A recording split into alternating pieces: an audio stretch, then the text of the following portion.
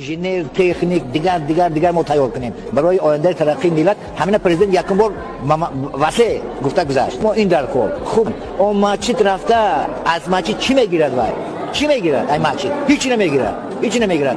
ما یک گپ خوب پرزیدنت در بین ملاحات در دهاتات جنجال برای وظیفه برای در ماچیت کی کار کرده نشرفته صدر او برای همین ملت میده ما جمهوری میده ما این قملات چی در کار. یک نفر که 30 سالش هم به جای رسیده است میگوید که همه بلندشوی نرخ و نارسایی و کمبغلی مردم از حساب مسجدهای بسیار ملاها هست. آیا به این خیل آدم اسلام چه حکم میکنه؟ یک بیچاره 30 سالش که گذشت این آدم هوشیار نیست کسی گفته است، این دیوانه است. آدم هوشیار هیچ وقت نمیگوید که بلندشوی نرخ کمبغلی مردم از حساب مسجد بسیار و از حساب داملاها هست. این آدم هوشیار نمیگوید. برای همین شاید جین دارد، برادرای جینخوان هست، بیاید ما مراجعت کند، انشاءالله روان میکنیم به پول حساب خود من آنها میخواننش. این آدم دیوانه است به خدا قسم. این آدم هوشیار نیست، این آدم بی عقل هست، این آدم بی فراست است. این آدم اگر عقل هم داشته باشد خدا ندارد، شریعت ندارد. این دروغ است اون پیشانی که تو در زمین میگذاری و در زبانت غیبت مسجد داملا است. تو دروغ میگوی تو نمازخوان نیستی. این نماز در پیش خدا هیچ قدر و قیمت ندارد. تو چگونه زبانت میگردد مسجد تنقید میکنی؟ چگونه زبانت میگردد از بسیاری مسجد شکایت میکنی؟ تو چگونه مسلمان هستی که داملا را تنقید میکنی؟ داملا چی دلال آورد؟ داملا کسی است که پیغمبر خدا میگوید ان الله و ملائکته و اهل السماوات والارض و اهل السماوات والارض حتى النملة في جحرها و حتى الحوت لیصلون علی معلم الناس خیرا. پیغمبر میگوید، پیغمبر خدا میگوید الله ملائکه های او آن چیزی که بین زمین و آسمان است مورچه در سوراخی ماهی های در بحر در حق داملاها طلب مغفرت میکنند. پیغمبر میگوید در حق عالم ها طلب مغفرت میکنند که خداوند عالم ها را نگه دار که اینها روشنی هستند، اینها چراغ هستند، اینا مردم از راه بد و از راه خطا خبر میدهند. اینا پیغمبر خدا میگوید. پیغمبر خدا میگوید ان الملائکه لتضع اجنحتها لطالب العلم. به سواد به خیرت زمانش گذشت بس تو تنقید کردن و با تنقید کردن تو عزت عالم کم نمی شود، آبروی عالم کاسته نمی شود. پیغمبر خدا میگوید ملائکه ها لتضع اجنحتها. گوش کنید حدیث صحیح پیغمبر است. ملائکه ها پرهای خود مثل قالینه که شما در پیشواز یک مهمان میپرتایین قناتهاشون میگذاشتین، عالم ها بالای اون قطع حرکت میکنن. پیغمبر خدا میگوید، پیغمبر خدا میگوید ان العلماء ورثة الانبیاء. عالم ها وارثای پیغمبرند.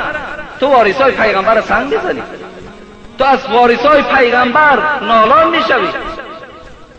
این برکت یعنی همون عالم ها هست که باز کمی برکت در بین ما و شما. این دعوت واعظ ها هست که کمی در بین ما و شما برکت ها وجود دارد. و تو مولوی جنون گوش کن به عقل و زینهاری و صد زینهار زبان از رنجش مردان نگه دار.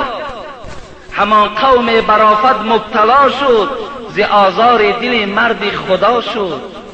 آیا آزار دل مرد خدا قیمتی می شود؟ بے برکاتی از آزار دل او می شود، از وجود او از بسیاری او نمی شود. که 100 بار این جهان از آه دل سوخت ولیکن بے ادب عبرت نآموخت. شناس ای کور دل، ترا میگه شناس ای کور دل آتش نفس را، بکن اندیشه روزی پیش و پس را. سگ از اخلاص آمد جنس آدم، ز بی اخلاصی آدم شد ز سگ کم. و شما سگ اصحاب کهف بینید، پای آدمای داملاها را گرفت، روز قیامت شکل آدم میگیرد جنت میرود. لیکن آدمی که حرمت عالم نمیکند از سگ میگه درجهش پست است. من به این چی میگویم؟ همون سخن مولوی خدا رحمتش کند، هزاران کاروان رفتند دو دو، هنوز این سگها دارند او او. هزارها کاروان عالم ها رفت زیر خاک شدن و این سگها از جکیدن باز نماندن. می جکن اینا سگ میگن، اینا می جکد. نخواه اهل علم شما تنقید کنید، نخواه کسانی که غمخوار شما هم به خدا قسم بهبودی برای شما میخواهند بیارند، میخواهند که شما در قبر راحت کنید، در روز قیامت عزت یابید، در دنیا شما مدنیت حتی پیدا کنید، با اینا را شما غیبت میکنید. و کدام قانون همین راست میاد؟ اگر این آدم کردیل، این آدم اگر میگفت که از روی انصاف میگفت، بلندشوی نرخ نرسیدن مواد یا کم بضاعتی در مردم از روی کازینو ها پیدا شد، من تو را میگفتم رحمت. از روی فاحشه‌خانه ها پیدا شد، از روی عرق نوشی ها پیدا شد، از روی تنقید عالم ها پیدا شد، از روی غیبت و از روی خیانت پیدا شد، از روی قمارخانه ها پیدا شد، از روی آن خانه هایی که امروز 5-6 دختری تاجیک در داخلش مردهای بیگانه و خودی را قبول دارد و 5 و 10 روز دراز جواب داده ایستادند. با اینها نرخ بلند می شود دادرای عزیز، با اینها هوا نمی بارد. فحش فاحشگی ترقی کرده است. حبیب خدا در حدیث گفته است اگه من جای در معلم دارم، تو بر این بی عقل هیچ وقت پشتیبانم نمیگیرم، تو بر این بی عقل گوشم که نمیکنم، لیکن کمتر دردم میکند، کمی دردم میکند که اینقدر مهنت و زحمت و کوشش برای تو بر این انسان ذره قدر نداشته باشد. پیغمبر خدا میگوید هر وقتایی که اگر فحش و فحشایی زیاد شد، مریش پیدا می شود، مریش زیاد می شود، مردن زیاد پیدا می شود، هوا خاک می شود، هوا خاک می شود، دیگر نمی بارد، خشک می شود. و دیگر این که ریسک ازلی است. این ریسک نه در دست داملا است، نه در دست رهبر دولت است، نه در دست پیغمبر است، نه در دست ملائکه است. این ریسک ازلی است. این ریسک خداوند در قسمت تو چیزی کشیده باشد. اگر ای انسان، اگر آرد 200 تومان شود، قسم به خدا من پروا ندارم زمانی که الله خودش رزاق اعلان کردگی است. من رزق رسان هستم گفتن. الله خودش رزاق اعلان کرده است، 500 سوم که شود پروا ندارم، الله میرساند.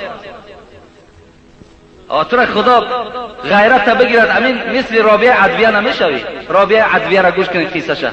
زنک بود، زن میگوید که اگر تمام زمین آهن گردد، آهن دیگر یگان جای کشت و کار نماند، کل زمین آهن گردد، آسمان از باریدن منع شود، تمام مردم روی دنیا اگر عیال من، فرزندای من باشد، رابعه عدویه میگه قسم به خدا پروای نان یافتن ایشان ندارم زمانی که خدا خودش رزاق اعلان کردگی هست. ان الله هو الرزاق، و اعلان کرده است که من رزاق هستم، من رزق رسان هستم. گفته است تمام دنیا آهن شود، زمین کشتکار باقی نماند، آسمان از باریدن من شود، تمام مردم فرزند من باشد، پروای نانیابی ایشان نمیکنم زمانی که الله خودش رزاق اعلان کرده است. تو معنای این گپ اگر خوب درک کنی، باور کن بعد ممکن تو اصلاح شوی، ممکن اصلاح شوی. حضرت موسی علیه السلام خدا رحمت و مغفرت جان کنه، در قصه ها برای عبرت آمده است که وقتی که خدا جانش میگرفت کودکای خردسال داشت، میگد مایل به سوی هم فرزندای خردسال شد و گفت پروردگارا جان من قبض میکنی. این روایت است، صحیح است دروغ است من نمیدانم، در کتاب خواندم. جان من قبض میکنی، فرزندام حالش چی میشیده باشد؟ الله برای تعلیم موسی نبود، برای تعلیم ما آدمای بی سواد بود. گفت موسی نزد دریا برو، نزد دریا آمد، عصا را گفت در دریا بزن، گفت عصا را بر دریا زد، دریا خشک شد. نگاه کرد در زیر دریا یک سنگ خیلی کلانه، گفت را گفت سنگ گفت به عصا بزن، گفت حضرت موسی میگه آمد بعد عصاش سنگ زد، دو بولک شد. داخل سنگ تماشا کن. وقتی نگاه میکنند موسی در داخل سنگ کیرم و در دهان کیرم علف سبز است. الله در داخل سنگ در حال یک کیرم فراموش نمیکند، رزق او را در داخل سنگ میرساند، رزق تو را فراموش میکند. از این خاطر برادرای عزیز و گرامی، فحش و فاحشگی، بی اطاعتی، نافرمانی، عرق نوشی و عرق فروشی، بی نمازی، از خدا نترسیدن اوج که گرفت. الله اگر رحمان و رحیم هم باشد، آخه وای قهارم هست، قهارم هست، قهر میکند، جبارم هست، سخت میگیرد. حضرت مولوی میگوید به هر بنده وعید حق نظیر است که ایزی دیرگیر و سختگیر است. دیر میگیرد و سخت میگیرد. ما اصلاح شویم، ما همیشه با دعا باشیم، ما به سوی خدا رجوع کنیم.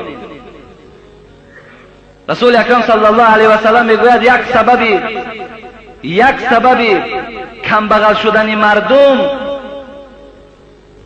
و بلند شدن نرخ و نوا به چی وابستگی دارد؟ به نبودن موعظه. امر معروف ترک می شود. موعظه ها وقتی ترک می شوند، پند و نصیحت ها وقتی قطع می شود، این گونه بدبختی هم در جامعه پیدا می شود. خدا همه شما را در حفظ امانش نگه دارد. این برادر عزیز کسی باشی اثر اسلام بیار، تحقیر عالم و تحقیر مسجد آدم بیدین میکند، این شوخی نیست. ادبگاه محبت ناز و شوخی بر نمی دارد. از این خاطر قوتی نیکی نداری، بد مکن.